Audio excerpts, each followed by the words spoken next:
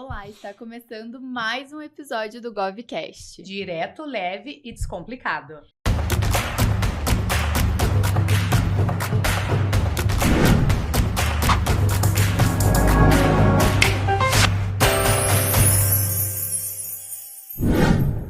E o nosso convidado de hoje foi prefeito de uma das cidades mais importantes aqui da região metropolitana.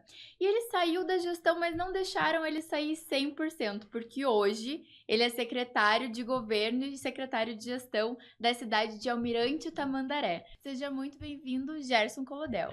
Eu que agradeço o convite, de estarmos aqui, fazendo esse podcast com vocês, no GovCast, juntamente com você, Vitória, com você, Priscila. É um prazer estarmos aqui conversando um pouco sobre a nossa querida cidade de Almirante Tamandaré, da região metropolitana, enfim, do litoral, de toda a nossa região, dos desafios que é ser gestor público, nas cidades, principalmente aquelas que têm baixa arrecadação. E para começar, a gente vai entregar uma lembrança aqui. Muito obrigado. Feito com muito carinho do GovCast. Muito obrigado. Vamos abrir aqui, ó. Olha só que legal. Obrigado, gente. Obrigado, olha. Obrigado mesmo. Valeu. Gerson, você nasceu em Almirante Tamandaré, trabalhou desde pequenininho e comandou a cidade onde você nasceu. Tem algum momento lá atrás que você olha assim e pensou, eu quero fazer a diferença para minha cidade, para o meu povo? É importante colocar, que eu nasci no interior de Almirante Tamandaré, nasci na época lá de Parteira, na verdade, no interior.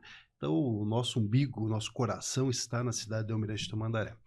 Na ocasião, Campo Magro e Almirante Tamandaré eram a mesma cidade, eram juntas. Depois houve a separação de algumas cidades, como Itaperuçu e Rio Branco, como Cerro Azul e Doutor Ulisses, e Almirante e Campo Magro também. Então, a chácara lá, que é da família, onde eu nasci, faz divisa. Uma parte em Almirante e uma parte na cidade de Campo Magro. E eu, com 12 anos, já vim para o centro da cidade, aí trabalhando, estudando, como todo mundo, E eu tive o meu pai e meus avós que estiveram na política. Meus avós, tanto paterno quanto materno, foram vereadores. O meu pai foi vereador, meu tio foi vice-prefeito, meu irmão foi vereador.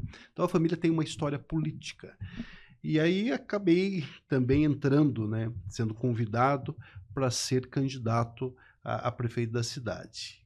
Deu certo, em 2016, juntamente com o nosso vice, com o Daniel Lovato, que hoje é o prefeito da cidade, que a gente conseguiu elegê-lo lá como sucessor, e nós entramos para fazer a diferença na cidade. E dentro das possibilidades, dentro do orçamento, nós conseguimos fazer muitas coisas. A gente conseguiu fazer 540 obras em 8 anos. Isso dá uma obra a cada 4 dias. Nunca teve isso na cidade, em todas as áreas, em todos os cantos do município. Saúde, na educação, na infraestrutura, Então, como a gente tem muito amor, pela cidade, tudo que a gente tem é oriundo do trabalho, da vivência, da minha família, do nosso município.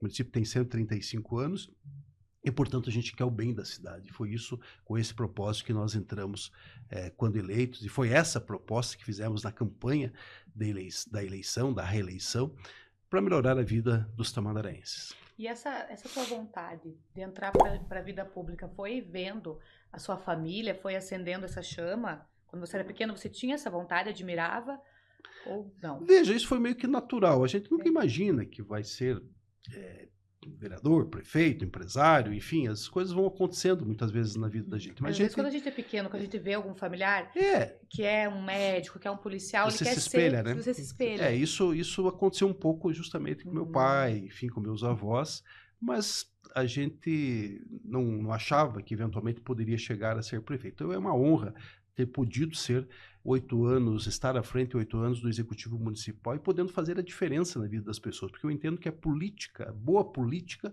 é a ferramenta para a gente poder fazer a diferença na vida das pessoas. E é isso que a gente procurou fazer, dentro daquilo que a gente foi confiado com o voto popular. Com certeza. E você foi secretário antes de ser prefeito, E conta pra gente como que foi sair dos bastidores pra linha de frente, porque ali o bicho pega, Eu sempre tive, empresa familiar, de material de construção, de transportes, enfim, outras atividades, e de forma concorrente, vamos dizer assim, eu também tive uma vida pública. Eu tenho 26 anos de vida pública e 30 anos de empresário, Então, eu sei bem a diferença entre iniciativa privada e iniciativa pública, que são totalmente diferentes. Você pode fazer tudo aquilo que a lei permite, só pode fazer aquilo que a lei permite em iniciativa pública, e na iniciativa privada tudo aquilo que a lei não proíbe. Então as coisas são um pouco diferentes em relação Mas uma à depende gestão.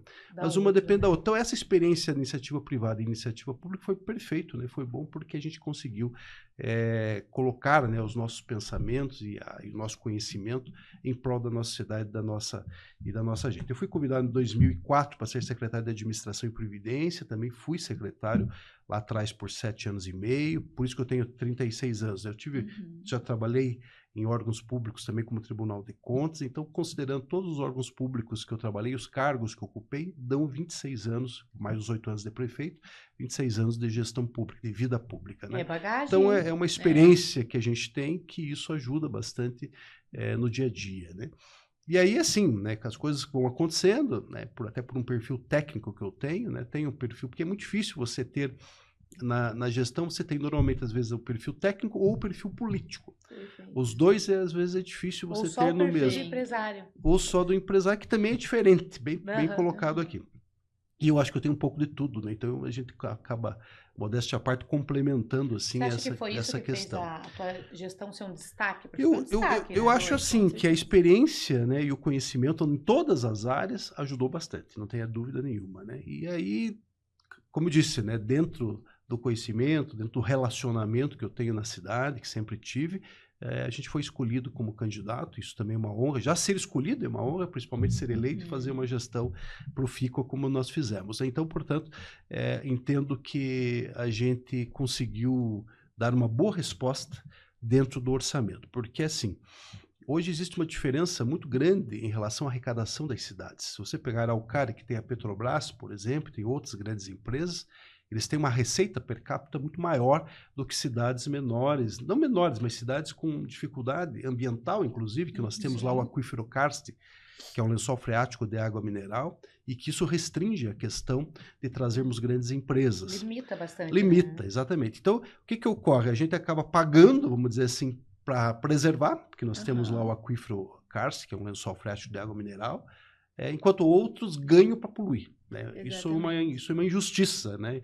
E o Pacto Federativo, que tanto se discute no nível de Congresso Nacional, isso tem que acontecer para que a gente possa ter uma situação melhor. Eu sempre digo que a família que tem uma renda familiar de 10 mil reais, ele dá um padrão de vida. Que tem 3 mil reais, dá outro padrão de vida. Isso acontece com as cidades.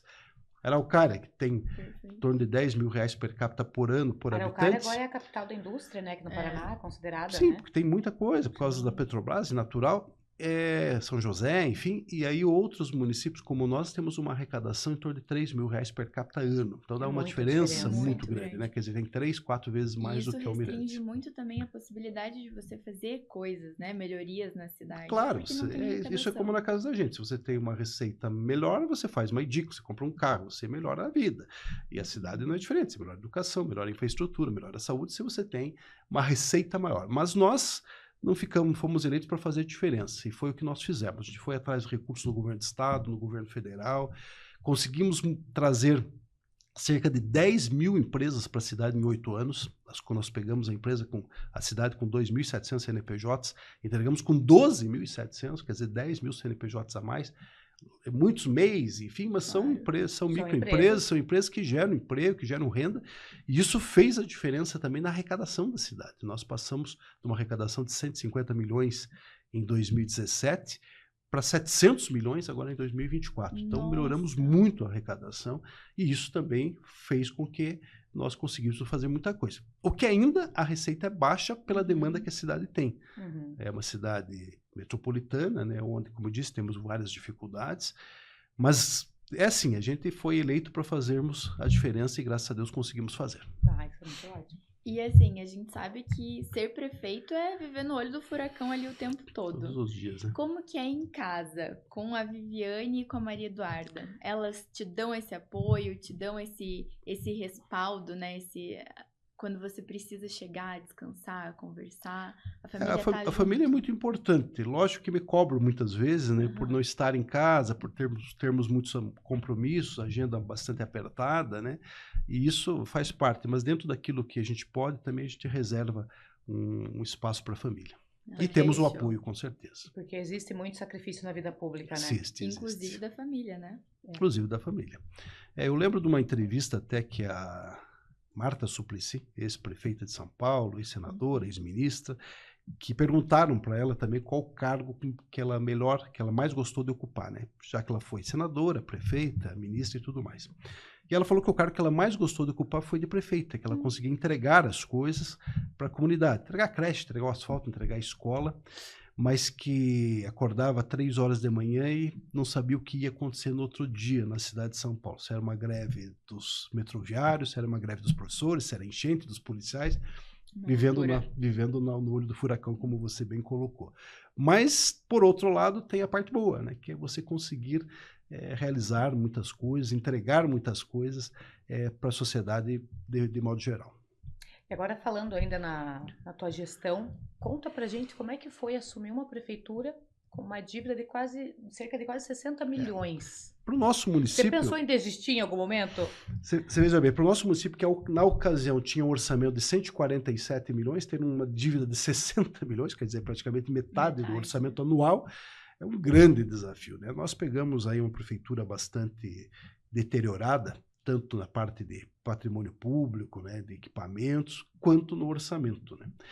E assim, né, como eu disse, a gente tem que procurar soluções, né? Então, eu entendi, e nós tínhamos um estudo que nós tínhamos lá cerca de 20 milhões de dívidas, pelo menos era o estudo que nós tínhamos. E quando entramos, identificamos 3 vezes mais, né, 60 milhões de dívidas, né, principalmente com o Instituto de Previdência, com fornecedores, enfim, dívida de todo lado. Nem a folha de pagamento de dezembro, por exemplo, que era obrigação do ex-mandatário, não pagou. Inclusive não pagou o salário dele.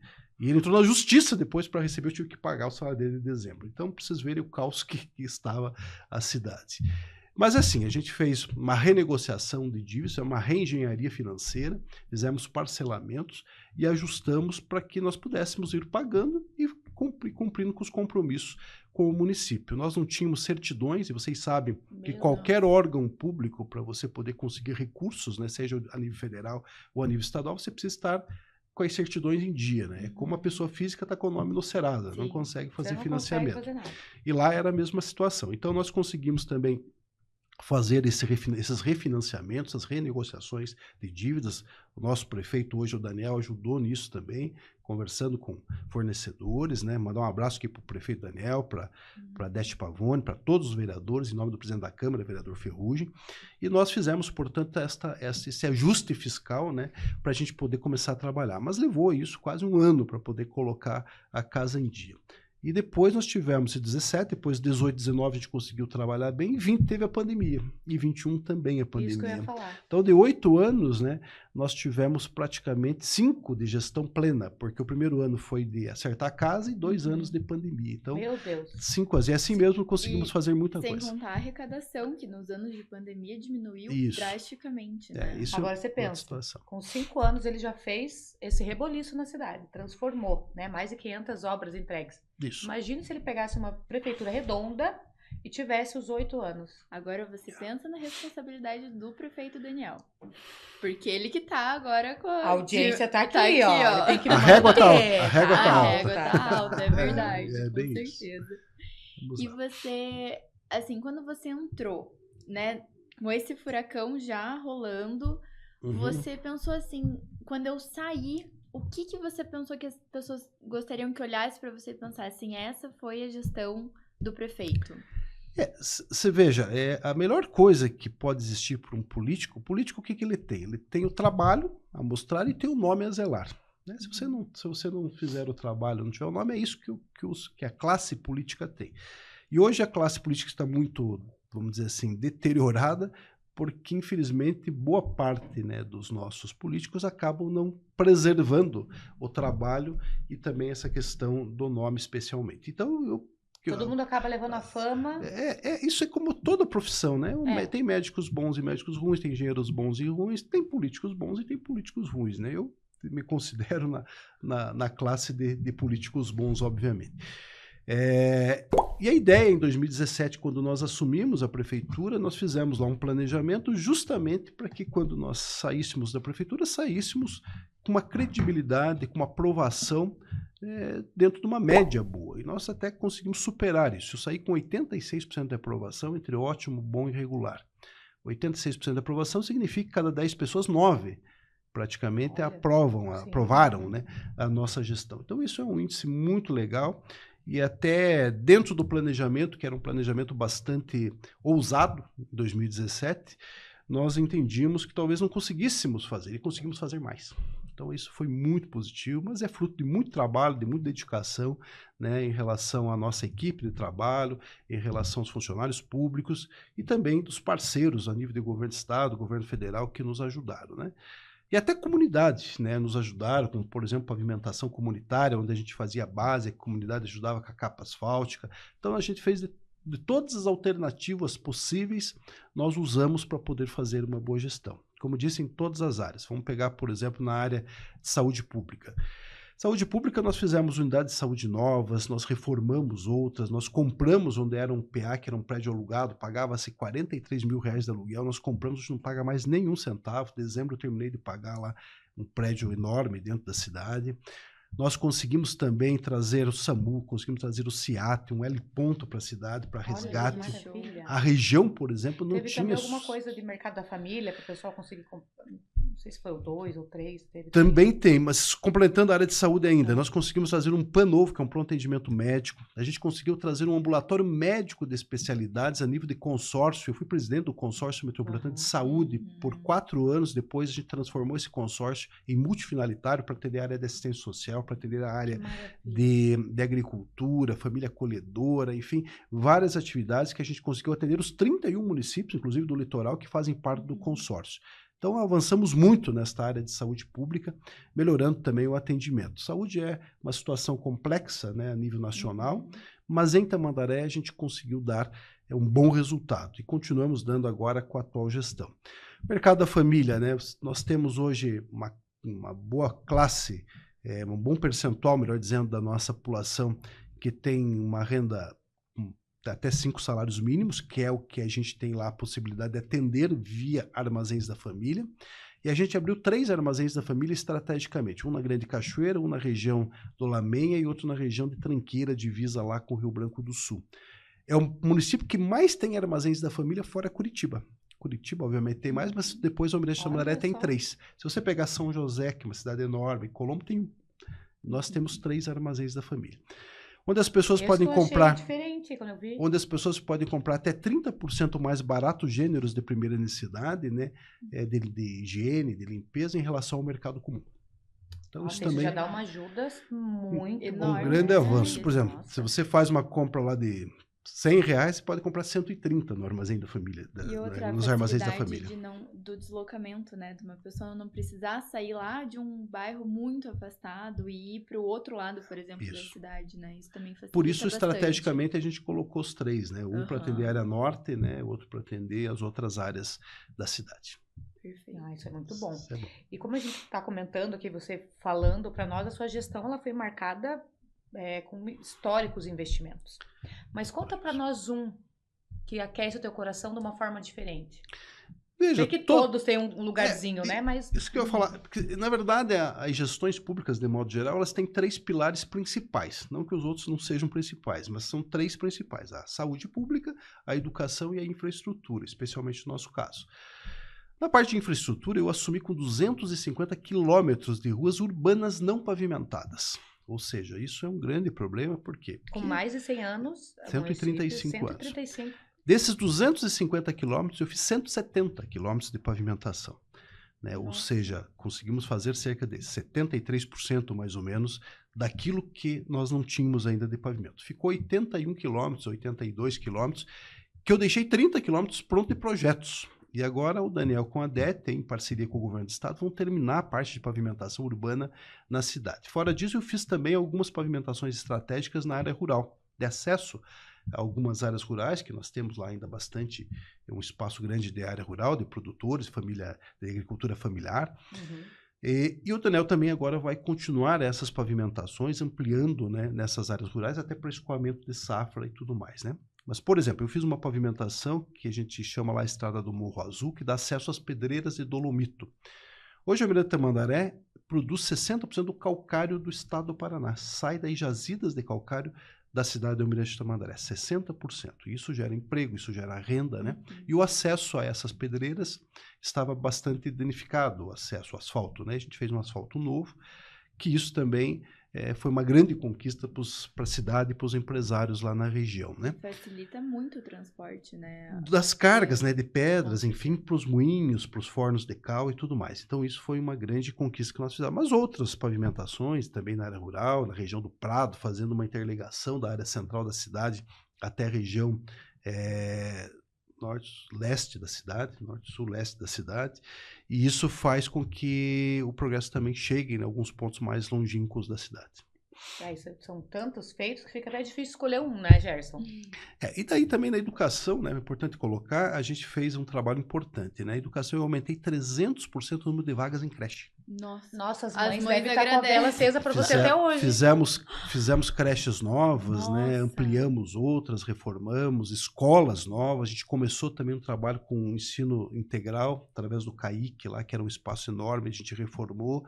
A educação integral é importante no contraturno escolar, você ter atividade de música, de informática, de esporte, enfim, tirando muitas vezes aquela criança que poderia estar em lugar não apropriado. Então, a gente colocou também, começamos, né, a fazer esse trabalho de educação integral, que não é fácil, porque você precisa duplicar funcionários, você precisa duplicar espaços, então não é do dia para a noite que você faz a implantação da educação tempo integral. E recurso também, né? E recurso financeiro, obviamente. Então fizemos essa revolução, com transporte de qualidade, com merenda de qualidade, todas as nossas crianças recebem material escolar, uniforme, mochila, tênis, tudo de graça. Olha que show. Eu vejo que Curitiba agora, nas eleições de 2024, estavam discutindo a questão da entrega do material escolar, do uniforme, né? Eu vejo que até o ex-prefeito e deputado Luciano Dutti falava sobre isso, e nós já entregamos lá há anos para toda a nossa rede municipal.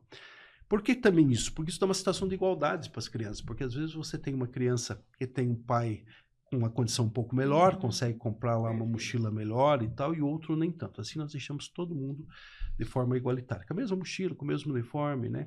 Com o mesmo tênis, né? Nós damos tudo, né? De tal forma que hoje as crianças na rede municipal só não vão se os pais não quiserem, né? Com a mesma condição para ir, né? Porque às vezes tem muita criança que deixa de ir porque não tem um sapato, não tem uma roupa, não tem... E que hoje eles têm, né? Então eles têm toda essa mesma condição, eles têm o transporte, têm a merenda, têm os professores, têm os espaços, quer dizer, uma situação bastante diferente daquela que nós recebemos em 2016. Então isso é importante colocar aqui também. Não, e agora só um parênteses aqui. Você fez tudo isso e ainda conseguiu acabar com a dívida do município. Então, isso também é importante. Como é que está essa dívida? Isso também é importante colocar, né? Além de nós termos feito, né, uma revolução, pavimentação, como eu falei, fizemos 170 quilômetros, toda a área de educação, de saúde. Tem outras áreas que eu também gostaria de colocar aqui, mas aí o que aconteceu? Como a gente foi parcelando essas dívidas, a gente parcelou, nos 8 anos a gente pagou todas essas dívidas. E ainda a gente... Os 60 milhões. 60 milhões. Não e ainda conseguimos deixar obras com recursos garantidos e dinheiro em caixa agora para 2025. Gente, eu entreguei com 4 milhões em caixa e mais de 500 milhões de obras encaminhadas para o Daniel. Ontem a gente fez uma apresentação na Câmara Municipal, que era o último dia do Legislativo, né, no primeiro semestre, das sessões da Câmara, junto com o prefeito, e nós temos uma boa programação para este ano, para o ano que vem, para a cidade, tem mais de 661 milhões de reais em diversas áreas. Tudo isso fruto de um planejamento, de um trabalho que vem lá de 2017.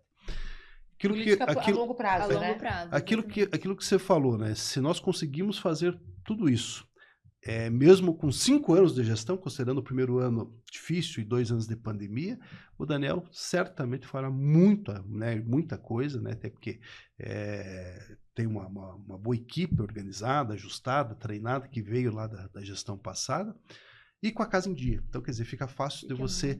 O trem já está no trilho andando, agora é da mais velocidade, né? É esse o caminho. Então, isso como é bom né? Tá bem legal a cidade. Tem então, que falar essa receita aí, pra gente divulgar e todo mundo... A receita é trabalho, né? É gestão, Estratégia, é planejamento, é economizar. Planejamento, você falou bem, nós não tínhamos uma secretaria de planejamento organizada na cidade. Eu peguei todos os técnicos que estavam, um engenheiro no lugar, um arquiteto no outro, um técnico de edificações de outro, organizei como fosse lá um mini PUC, como tem o IPUC em Curitiba, nós criamos lá um mini PUC, que foi a Secretaria de Planejamento. Para cuidar do quê? Do planejamento e cuidar das obras novas, especialmente, que a gente estava realizando. Isso deu muito certo, né? Por quê? Porque daí não adianta você chegar numa Secretaria de Estado, num Ministério, eu quero recurso para uma escola. Tá, se você não tem um projeto, se você não tem terreno, entendeu? Quer dizer, o governo até às vezes tem o recurso, mas a prefeitura precisa fazer a sua parte. Com certeza. Se nós não fizermos a nossa parte, eu tenho o imóvel aqui, eu tenho o terreno que cabe à escola, eu tenho o projeto, tenho a equipe aqui que vai organizar, tenho as certidões, né? Tudo organizadinho, aí as coisas acontecem. Quando você não tem esse tipo de situação, esse tipo de preparo na cidade, você não consegue investimentos. E quantos gestores a gente vê que perde recurso? Muitos. Porque chega lá, não tem um projeto adequado. Ele vai pedir. E às vezes eu vou defender aqui a classe dos prefeitos até, porque às vezes nem é culpa do prefeito, mas é a cidade pequena que não tem técnicos. Vamos colocar aqui a cidade. Vamos pegar a cidade do Doutor Ulisses, por exemplo, que é uma cidade que não tem nem asfalto ainda para chegar lá. Nossa. Falava com o prefeito da semana passada. Por exemplo, você não consegue técnicos para ir trabalhar na cidade, porque é muito longe, o salário não é muito alto, entendeu? E aí você tem o prefeito até quer resolver, mas às vezes você não consegue por falta de mão de obra. Por falta de mão de obra qualificada. Então há essas dificuldades de modo geral. E nós procuramos, obviamente, fazer a lição de casa, que é exatamente isso: é ter a certidão, é ter o projeto, é ter a equipe para fazer a gestão daqueles recursos que a gente conseguiu. E estruturar uma equipe de qualidade, uma equipe técnica, faz diferença. A gente viu na tua gestão. Eu tô aqui boba de ver como que você conseguiu, com uma arrecadação que até então não era tão alta. Né? Ainda continua abaixo pelas demandas. Pelas demandas, uma arrecadação pequena. Você conseguiu, além de fazer tudo isso, quitar a dívida do município e ainda fazer uma programação para o próximo, entregar o caixa positivo Porque, veja, nós passamos, né? O prefeito passa, o vice-prefeito passa, os vereadores, os cargos em comissão passam, mas a cidade fica, os cargos efetivos ficam. Então, o planejamento é importante. Você tem que fazer um planejamento para a sua gestão e para a próxima, ou até para as próximas, que foi o que nós procuramos fazer. E sabe uma coisa que é legal? A população da cidade, ela conhece uma forma de gestão diferente. Porque hoje, as pessoas, elas estão mais ligadas à política. Com certeza. Assim, não como deveriam ainda, mas assim, já tem essa preocupação maior, essa visão um pouco melhor sobre a política, entendendo que a política faz parte do dia a dia. Né, que ir no postinho de saúde, pegando o transporte público para ir trabalhar, a escola e tal, tudo isso faz parte da política. Então, quando a sociedade vê que foi feita uma política de qualidade, a régua já está lá no alto. Então, assim, um gestor que entre e coloque a régua abaixo de novo, a população cobra. A população vai cobrar. Claro. Entendeu? Eu acho assim, né? Nós temos um índice de politização da sociedade ainda, vamos dizer assim, baixo, né? Quando a gente faz as conferências, a gente faz as audiências públicas, né, para discutir vários assuntos, assistência social, saúde, enfim, ainda há, vamos dizer assim, poucas pessoas que vamos dizer assim, que procura essas audiências, que procura estar presente, que comparece, né? Então precisa ter uma participação maior. Mas não tenha nem dúvida, em relação ao passado, aí, com relação às redes sociais e tudo mais, a população está muito mais ligada, né, do que está acontecendo no dia a dia na política. E como nós falamos, né, a política é a ferramenta de você poder dar respostas a problemas diversos, né? Seja na saúde, na educação, na segurança pública. Por exemplo, na segurança pública, quando nós assumimos lá, nós estávamos numa situação bastante complexa. Nossa delegacia era uma das piores delegacias do Brasil, uma situação muito difícil. O índice de criminalidade muito alto também. E nós fomos também fazer um trabalho em que pese que a segurança pública não é de responsabilidade das cidades, e sim do Estado e da União, Polícia Civil, Polícia Militar do Estado, Polícia Rodoviária Federal e Polícia Federal do Governo Federal, mas os municípios têm que dar sua contribuição, e nós justamente procuramos fazer isso. Procuramos o Governo do Estado, conseguimos uma delegacia cidadã, que é uma obra de 1.500 metros, com mais de 4 milhões de investimentos na época, hoje está mais esse valor, onde a gente conseguiu passar de 1 delegado para 4 delegados, uma delegada, inclusive, que atende mulheres vítimas de violência, crianças vítimas de violência. Melhoramos muito essa questão. Conseguimos implantar o ano passado a Guarda Municipal, que nós não tínhamos na cidade. Hoje temos a Guarda Municipal com veículos, motos, agentes, também ajudando principalmente no controle na guarda do patrimônio público, mas auxiliando a Polícia Civil e a Polícia Militar. Então, nós temos um núcleo de proteção e vigilância do patrimônio, nós reestruturamos isso. Defesa Civil, enfim, melhoramos muito lá a questão da segurança pública. Aliás, melhoramos 34 posições no ranking que nós estávamos. Então, isso foi uma grande conquista. Ainda há muito a se fazer, mas nós procuramos lá fazer a nossa parte. Ainda falando em saúde pública, né, tem gente que às vezes não sabe, mas o saneamento básico, a água tratada é saúde pública. E nós, através de uma parceria com a Sanepar, conseguimos passar de 42% para 67% a rede coletora de esgoto da cidade. Segundo a Organização Mundial de Saúde, cada R$1 investido em saneamento básico, em água tratada, economiza 3 em saúde pública. Então, isso também foi uma grande conquista que nós conseguimos fazer, que foi justamente essa questão também da rede coletora de esgoto, saneamento básico, aí em parceria com a Sanepar. Também ainda em parceria com o Estado, com o governador Ratinho, e com outras lideranças lá, deputados que nos ajudam, a gente conseguiu iniciar lá a duplicação da rodovia dos minérios, já tem 4,8 quilômetros pronto da rodovia dos minérios. A rodovia dos minérios é um indutor econômico para toda a região, não só Almirante, mas também Itaperuçu, Rio Branco, Cerro Azul e Doutor Ulisses, né? Onde passa o calcário, onde passa o cimento, onde passa a Polcã lá da região de Cerro Azul. Como nós temos hoje 60% do calcário que sai de Almirante, também nós temos hoje a maior cimenteira da América Latina, que é a Votorantim, que fica em Rio Branco do Sul. Agora a CSN, que é outra cimenteira, será instalada em Itaperuçu, né? Juntamente com uma empresa de fertilizantes. Isso vai gerar muito emprego e renda e consequentemente, muito trânsito pesado na rodovia dos minérios. A Polcã, lá em Cerro Azul, hoje ela é capital nacional, né, desse cítrico, que é importante para a cultura. Mais de 200 milhões essa safra lá arrecadou lá na cidade. Isso é muito dinheiro na cidade, movimentando para as famílias e gerando emprego e tudo mais. Portanto, também essa duplicação da rodovia, que se dará, né, hoje está em Almirante Tamandaré, mas se dará até Rio Branco do Sul, é muito importante para o desenvolvimento regional, além da duplicação do contorno norte, que começou agora, esses dias, e que liga, né, toda a parte aqui de Santa Felicidade, Almirante até Colombo. Nossa, que bom, porque aquela rodovia dos minérios é perigosíssima, né? É verdade. Não, e o movimento que tem. É enorme, né? Principalmente de caminhões pesados. Então, isso também é segurança, né? Duplicação. Com certeza. Vamos fazer um quadro agora, aquele bate-volta, bem rapidinho? Vamos. Então tá bom. Ó, a resposta tem que ser na lata. A gente pergunta e você responde sem pensar muito. Sem pensar muito. Um prato típico do Paraná que você adora? Barreado.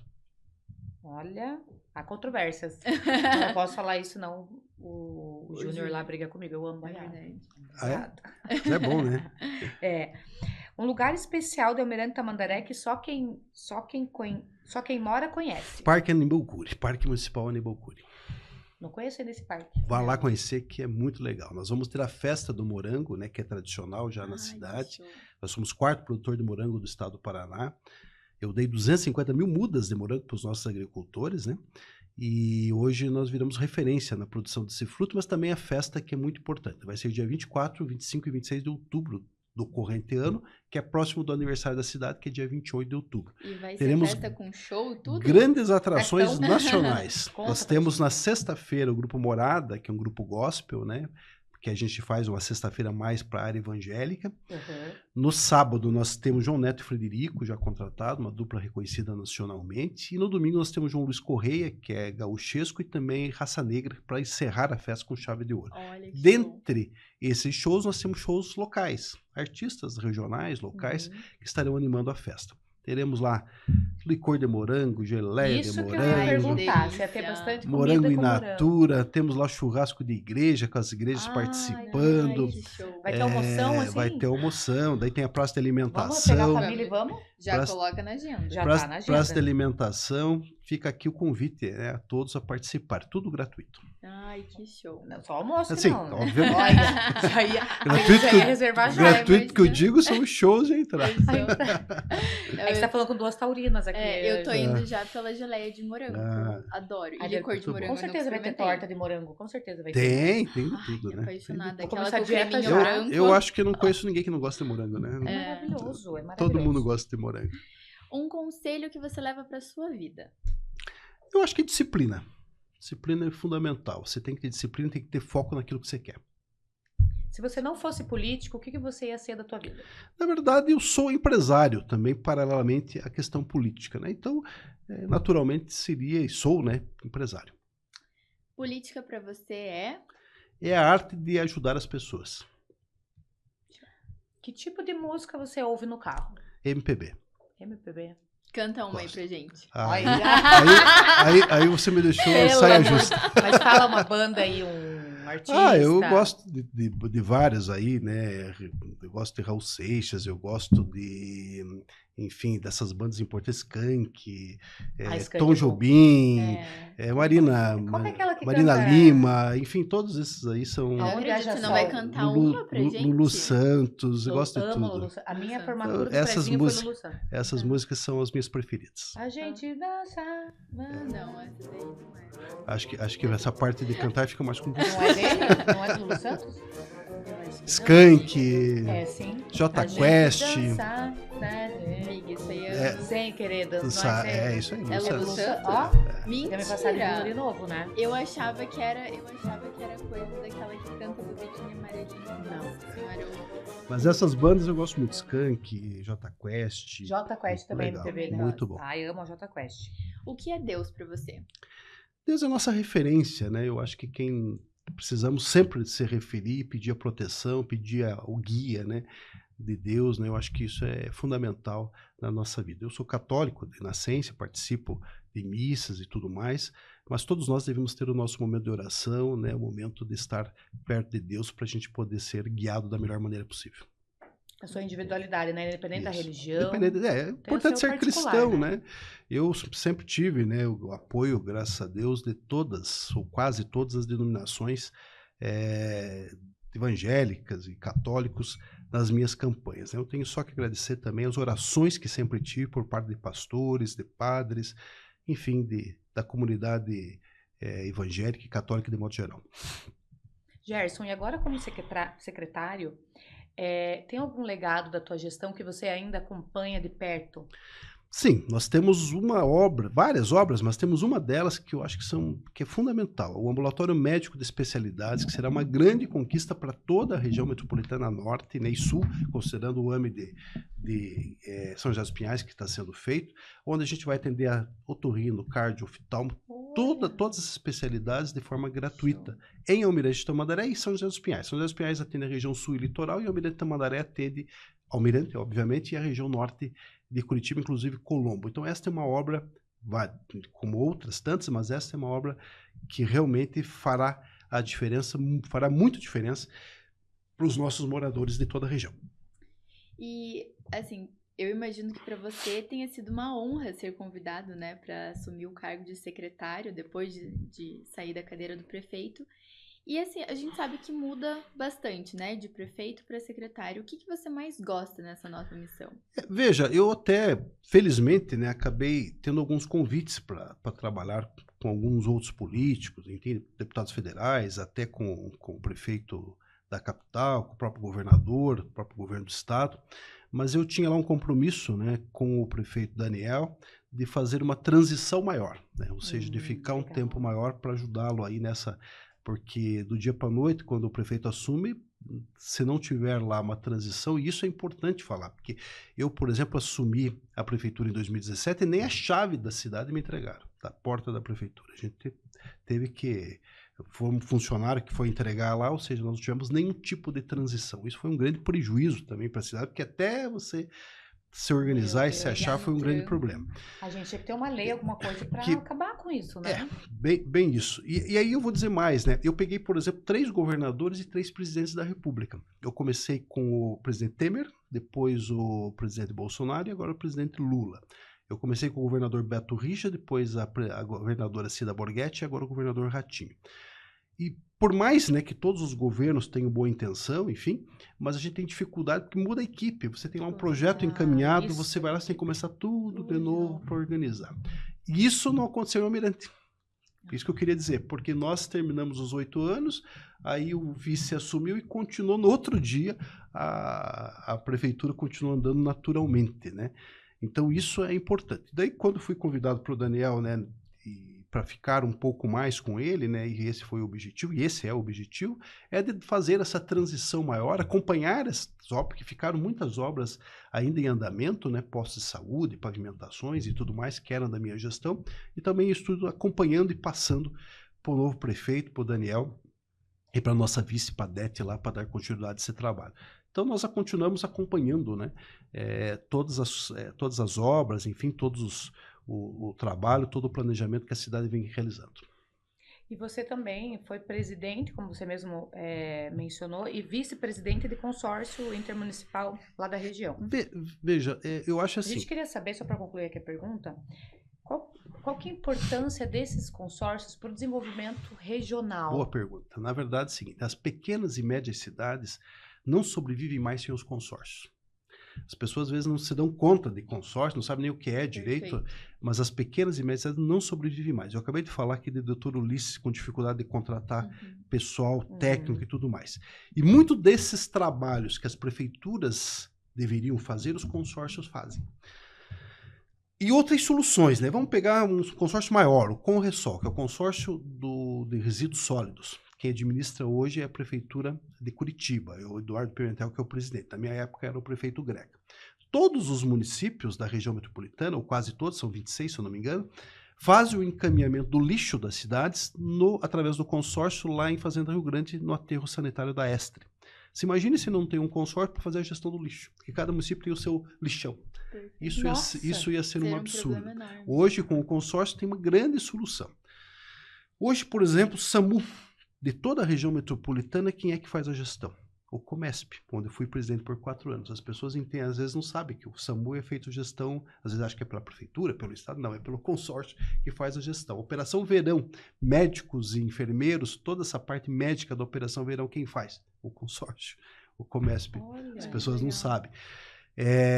Todas essas especialidades que eu acabei de falar, otorrino, cardio, oftalmo, por exemplo, você acha que os municípios pequenos conseguem um cardiologista para atender na sua cidade? Não conseguem. Nem município grande, quase. Por vários motivos. Primeiro, falta desse profissional no mercado. Segundo, o salário que eles ganham é muito maior do que o prefeito ganha. E você não pode pagar salário maior do que o prefeito. O prefeito é um limitador de salário, isso é constitucional. Nossa. Então, por exemplo, vamos pegar o salário do município que é, sei lá, 15 mil reais. Um cardiologista cobra 50. Então, você não consegue contratar. Quem é que contrata esse cardiologista para a cidade? O consórcio. Então, eu tive a honra de ser eleito em 2020 para os exercícios 21 e 22 e reeleito para 23 e 24 do Consórcio Metropolitano de Saúde, à época. Aí eu transformei em multifinalitário, onde também nós atendemos outras áreas, especialmente a área agrícola, a área de desenvolvimento econômico e principalmente agora também a área de assistência social. Ainda o carro-chefe é saúde pública. Mas, por exemplo, hoje nós temos crianças que são destituídas, né, das famílias, através do Conselho Tutelar, do Ministério Público, adolescentes, enfim, por várias razões, infelizmente acontece isso no Brasil afora, e essas crianças vão para casa lar. Ficam lá instituídas até que se haja uma adoção ou se haja uma solução daquela questão, daquela situação daquela criança.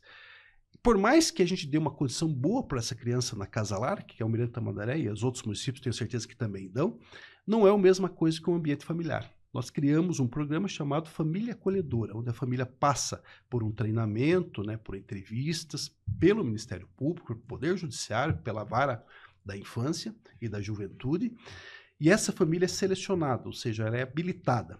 E nós, a Prefeitura, paga um salário mínimo regional para ficar com esta criança até que seja adotada. Isso chama-se família acolhedora, ou seja, a família está acolhendo esta criança. Almirante Tamandaré hoje é a cidade de referência deste programa para toda a região metropolitana e litoral. E os municípios estão adotando esta política pública. Isso é muito legal, uma coisa que nós fizemos via consórcio metropolitano de serviços, né? Por exemplo, as pessoas que produzem, a nossa região produz bastante lá, por exemplo, embutidos, né? Salame, queijo, ovos, enfim. Se você não tiver o SIM, que é o selo de inspeção municipal da vigilância sanitária, a vigilância pode ir lá e recolher aquele produto.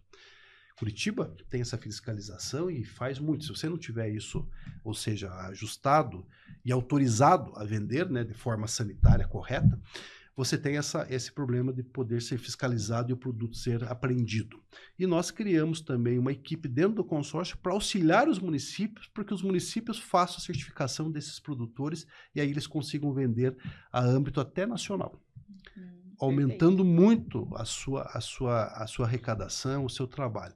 Dou exemplo aqui do Casa de Pescados de Guaratuba, por exemplo. Eles não tinham o selo de inspeção, nós conseguimos colocar o selo de inspeção. Hoje ele triplicou a estrutura dele com caminhões frigoríficos e tudo mais, número de pessoas, porque hoje ele tem um produto que está oficial, que está com selo de inspeção, e ele pode fazer a venda agora até nível nacional. Isso é um exemplo de incentivo ao desenvolvimento econômico, que faz parte do... Isso que eu transformei o consórcio. Como ele era só de saúde, nós criamos essa parte de desenvolvimento econômico, que é justamente isso, a parte a questão social, ou seja, melhorando, né, a questão econômica, a questão da vida das pessoas. Eu terminei meu mandato também conseguindo esses 2 AMEs, que são os ambulatórios médicos de especialidades, São José e Almirante, que estão em obra.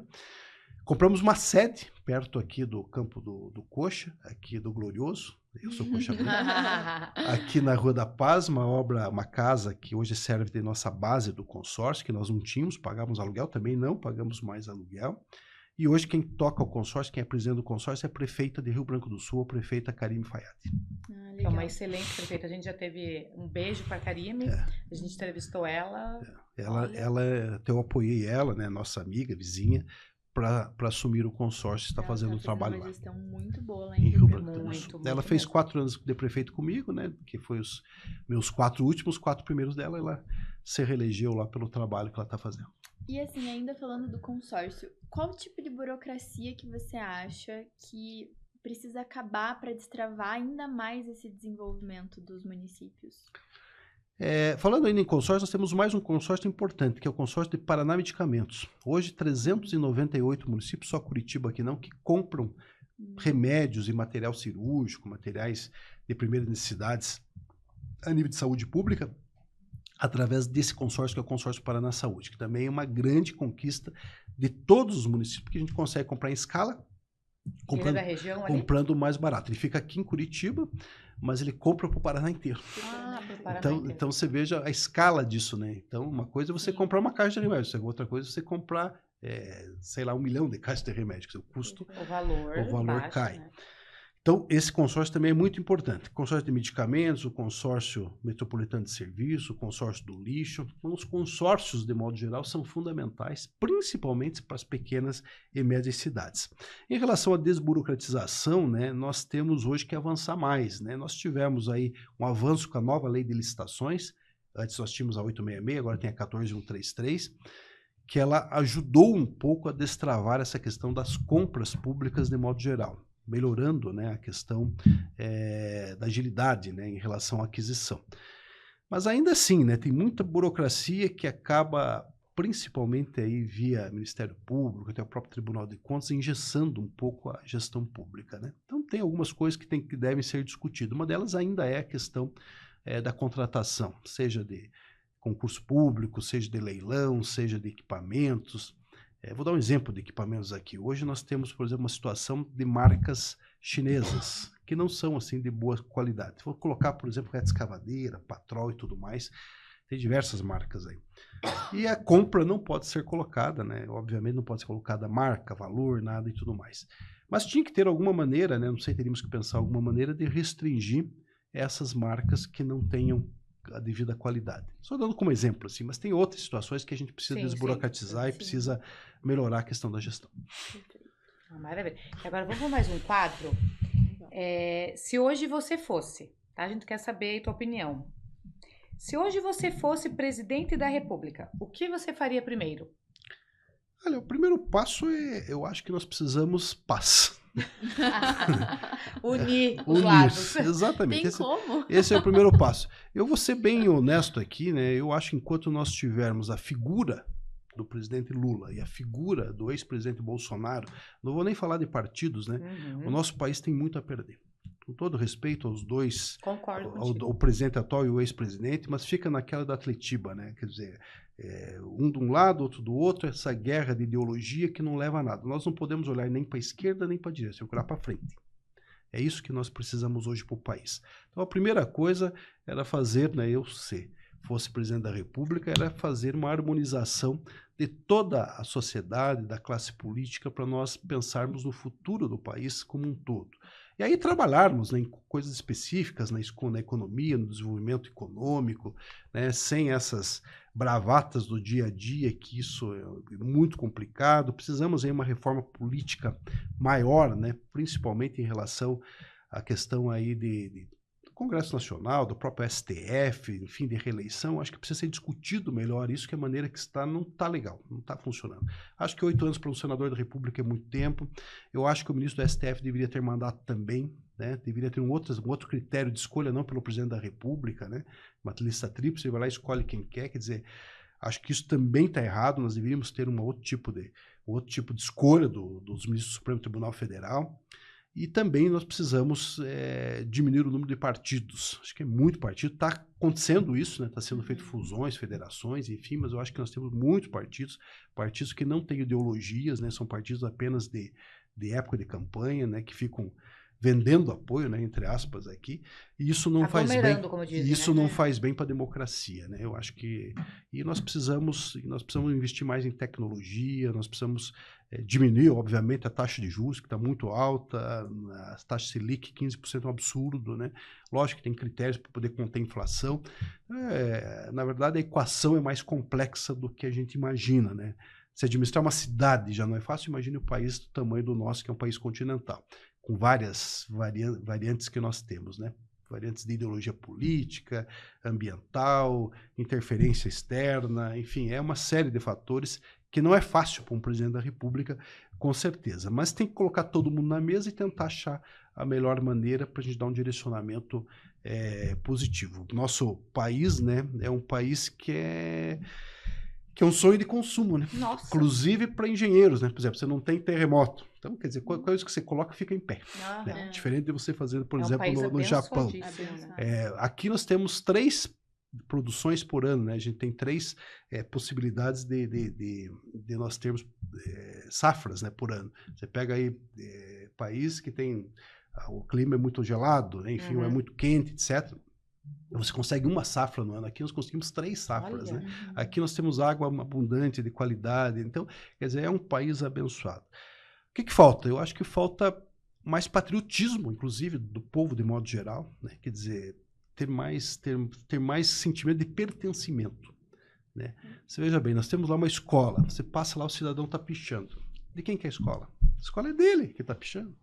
É do filho dele que vai na escola, quer dizer, que está lá usando aquele patrimônio público. Então, patrimônio público, as coisas são todas nossas. Então, nós temos que pensar, eu acho que de uma maneira de mais amor à pátria, de mais amor ao patrimônio público, de mais amor às pessoas, para que a gente possa ter um país melhor, né, mais digno, mais decente, com menos injustiça e mais justo para todos. E se você fosse governador, você daria continuidade à gestão do, então, governador Ratinho Júnior, ou você começaria de uma forma totalmente nova? Eu entendo, né, que todos os governos erram e acertam. Todos os governos, seja municipal, estadual, federal.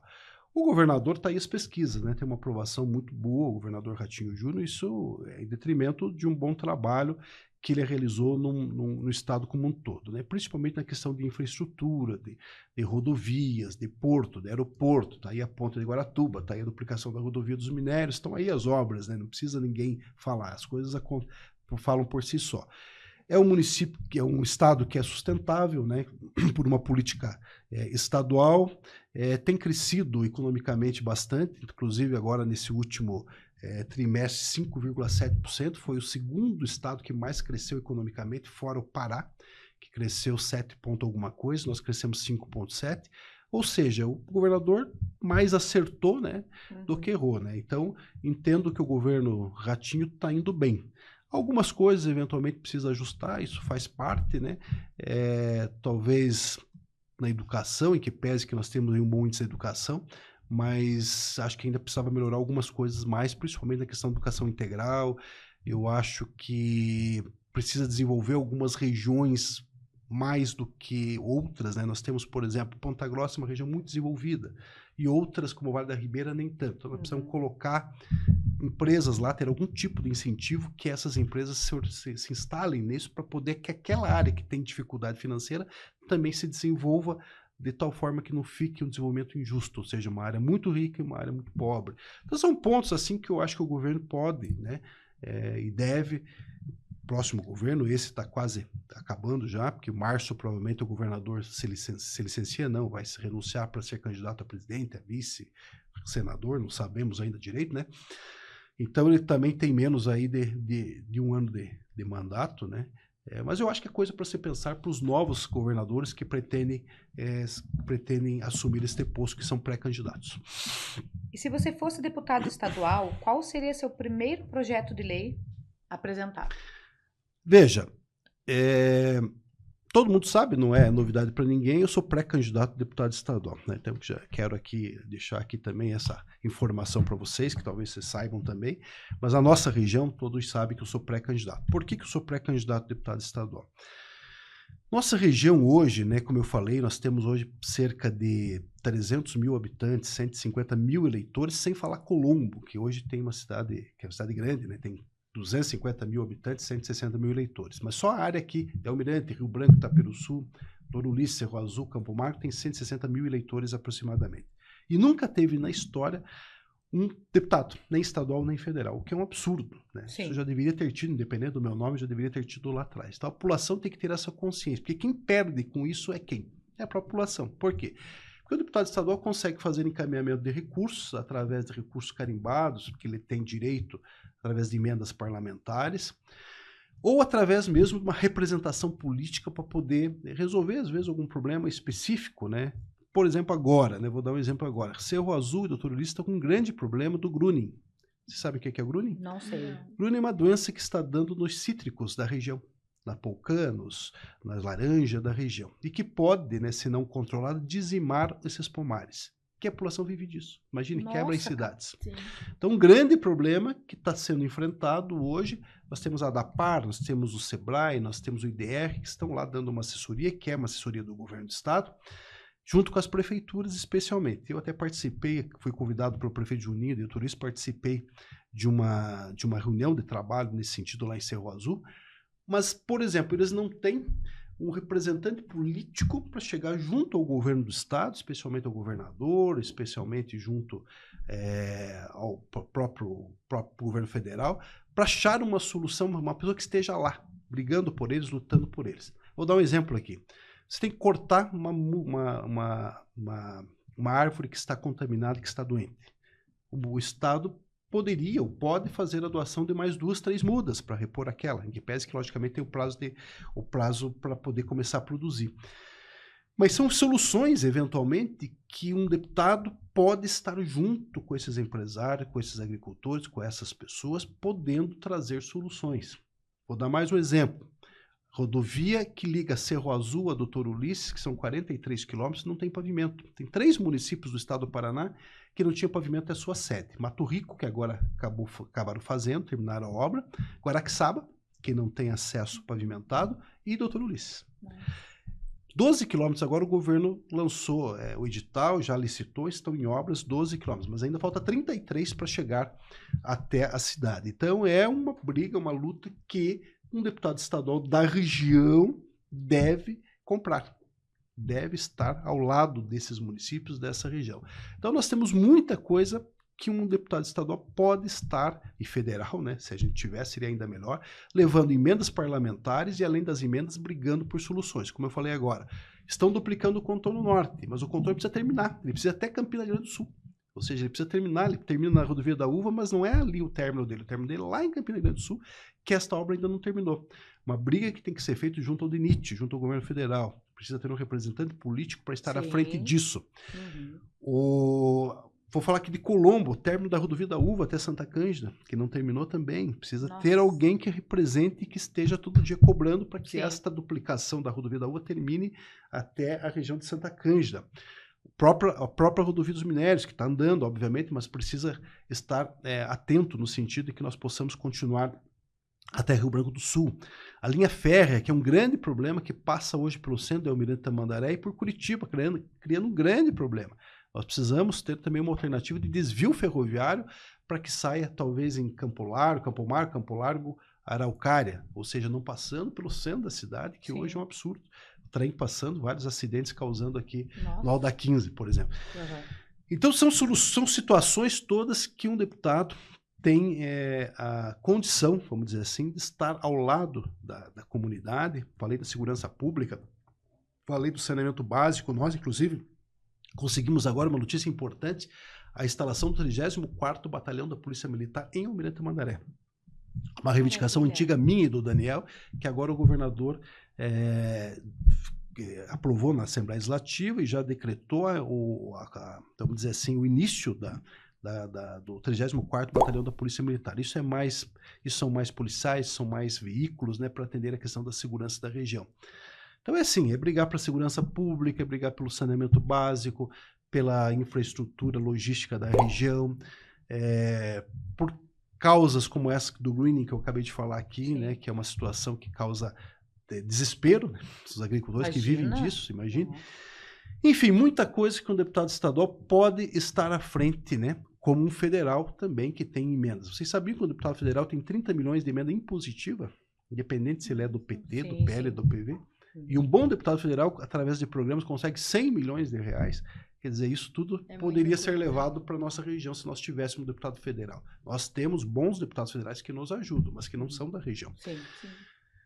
São parceiros. E estadual tem 20 milhões de reais, que a Assembleia devolve 500 milhões, mais 500 milhões que o Ratinho, o governador, coloca, dá 1 bilhão de reais. Divide por 54 deputados, dá 18,5 milhões de reais que cada deputado estadual tem de emenda do cardápio, que eles chamam, que é aquele portfólio de diversos equipamentos, de trator, de van, de ambulância, de posto de saúde, de campo sintético, que pode ser levado para a nossa região. Então, quem perde com isso é a população de não ter esse representante político, né, que efetivamente compre, como disse, as brigas, né, para melhorar a região.